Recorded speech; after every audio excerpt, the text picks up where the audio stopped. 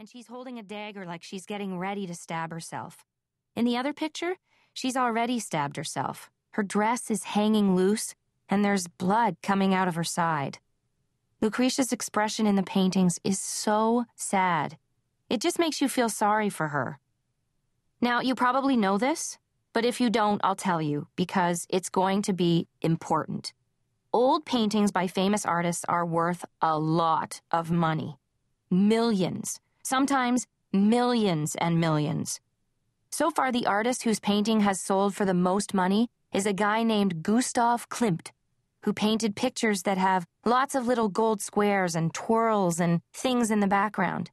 Anyway, one of his paintings sold for $135 million, if you can believe that. But Rembrandt's pictures are also worth a lot. As artists go, he's a very big deal. Let's say somebody found a painting by Rembrandt that nobody had discovered before. They could probably sell it for $20 or $30 million. Maybe more, depending on how beautiful and interesting it was. I'm telling you this because it's what makes everything else in the story make sense. The man in the galleries, the picture of the dead Lucretia, the car that almost ran over Lucas, the kidnapping, none of that would have happened if old paintings weren't worth a humongous amount of money. 2. Lucas the Lionheart. Lucas and I met 4 years ago, when we were both 10. We were taking a summer drawing course at a museum called the Minneapolis Institute of Arts, which everyone calls the Art Institute. I hated her right away. There were 8 of us in the class, all from different schools, so I didn't know anybody. Lucas and I had easels side by side, but we didn't start talking until it was almost lunch break. All morning we'd been working on drawing a basket with a bunch of fruit in it and some cherries scattered around the side. We were all kind of circled around this table with the fruit on it, so none of us could see anybody else's drawing. The teacher walked around and muttered privately to every student. When he was muttering to somebody on the other side of the room, Lucas turned to me and whispered, "This your first class?" I said, "Yeah." "This your first class?" She shook her head. "I've been taking classes for 3 years." I didn't say anything else for a while, so finally she said, "Can I see your drawing?" "Sure," I said, "if I can see yours." I was proud of what I'd done. I always felt like I was pretty good in art.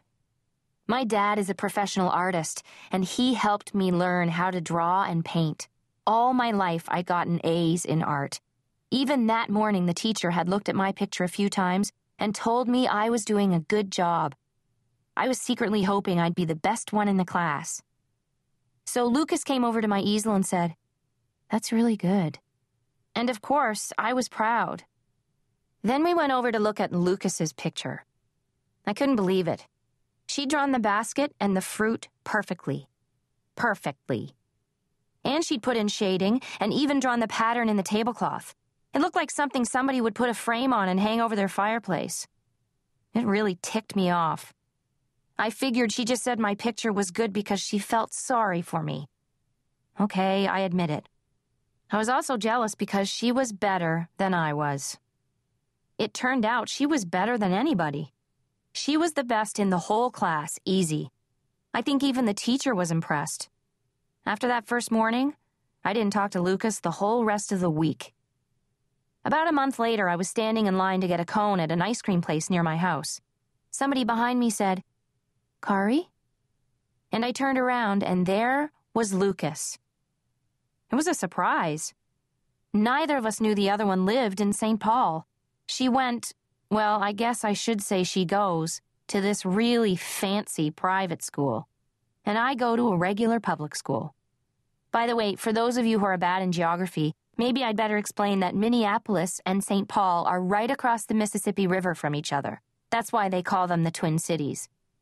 It's all like one big town, and people go back and forth all the time, so it's not a surprise that our class was at a museum in Minneapolis, even though we're from St. Paul. Anyway, we might not have gotten to be friends, even then, if it hadn't been for the idiot clerk in the ice cream shop. Here Lucas and I were, next in line, ready to buy ice cream cones, and the girl just ignored us.